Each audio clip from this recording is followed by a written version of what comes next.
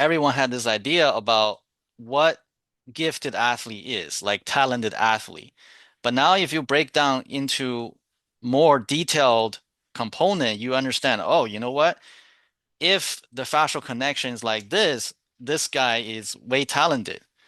So we can no longer, go by the mainstream understanding, just using this big umbrella of saying, okay, it's genetics. Because when you say it's genetic, it's good. Obviously, you are saying it's something, but the genetic is too broad of an umbrella. So you have to Hmm. really drill in to understand, okay, what is exactly happening that's causing these athletes to perform better? You know, can we measure it? Can we put down into numbers and metrics that we can replicate every single time and we can measure by machines and have data to back it up? And when we have all this, we understand more about the body, right? Yeah. So that's what we're Question, looking to do.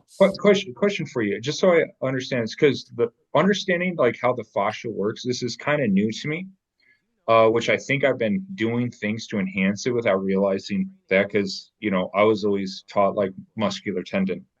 So are you saying that the fascial system directly correlates to uh, muscle imbalances, overactive muscle groups, and just your kind of like your genetic frame of how, you recoil and absorb kinetic energy? Yes, that's the study of fascia. Because once you understand fascia, this is really because of the advance in imaging technology. Because before, Hmm. we didn't have the technology to even see the fascia.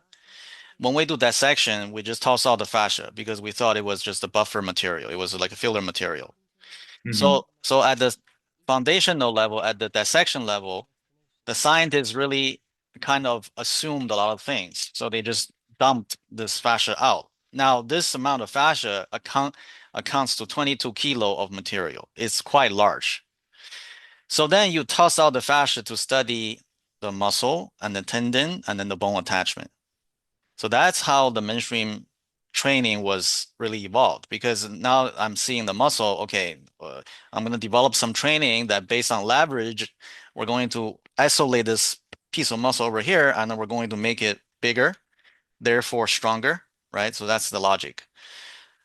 But unfortunately, that's not how the body works because Yeah. you currently there's still a lot of physical therapists trying to explain a lot of issues. Like say you have tight hips because your hips weak. This is once you understand fascia, this statement just simply not true because your muscle magically don't just get weak on its own. If you think of the steak that we eat, such a large, beautiful piece of muscle, like how did it magically become weak? It doesn't. The reason is because we forget about how the muscle is situated, how it's grown. This muscle is developed on the fascia as fascia as its container and also Hmm. compartment. So the fascia is both a fluid and also it's a web.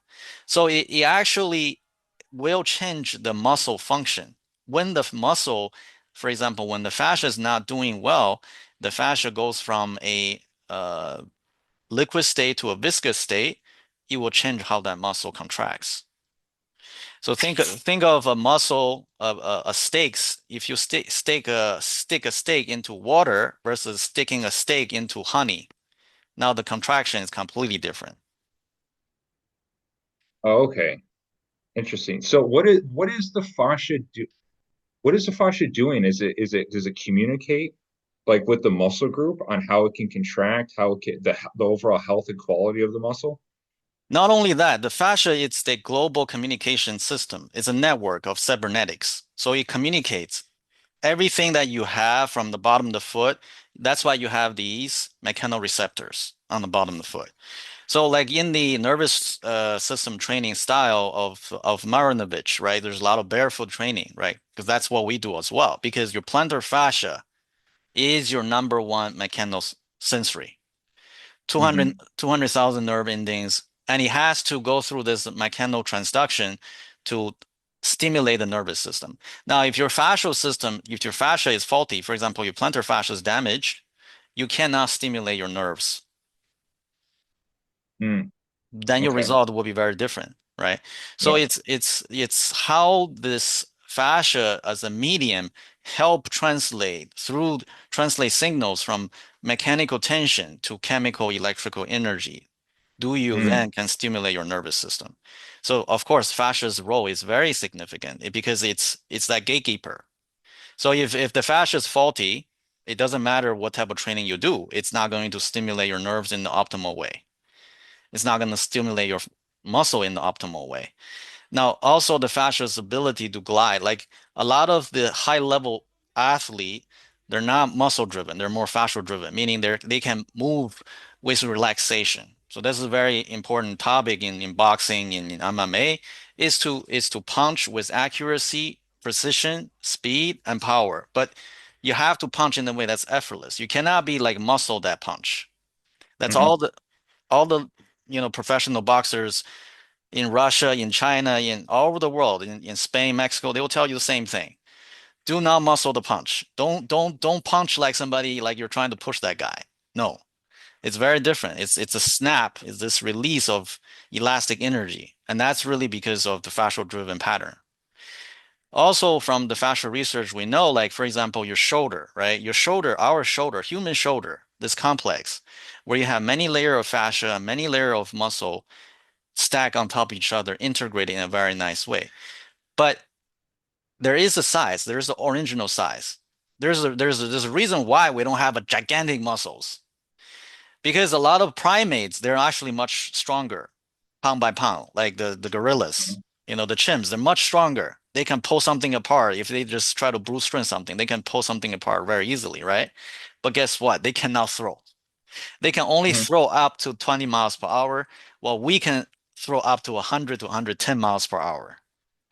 So the reason for this is because our shoulder, it's very interestingly created because we can store and release elastic energy. hmm Other primates cannot. Question for you.